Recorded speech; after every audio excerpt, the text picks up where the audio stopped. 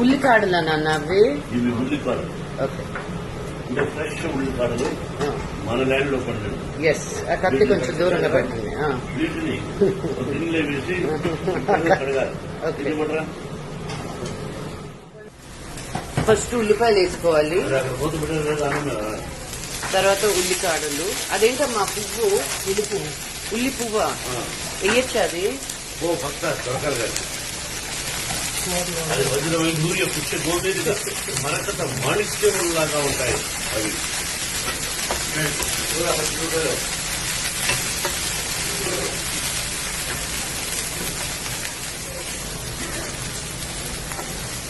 ఎన్ని పచ్చిమిరపకాయలు? 5 పచ్చిమిరపకాయలు. ఉల్లిపాయ, ఉల్లికాడ, ఉల్లి పువ్వు, మళ్ళీ పచ్చిమిర్చి. ఉల్లిపాయ బాగా ఎగరడమే. సో క్యారెట్ అండ్ బీన్స్ ఉడకబెట్టిందా లేకపోతే పచ్చిదా అమ్మా? హాఫ్ బాయిల్ చేశారా Ramana? Okay. So this is sticky rice. Daddy Thailand nunchi konukocharu. You usually eat it with mango and sticky rice, but my dad makes fried rice with it. Amma is making the keema. Already cooked keema with adem pappadi.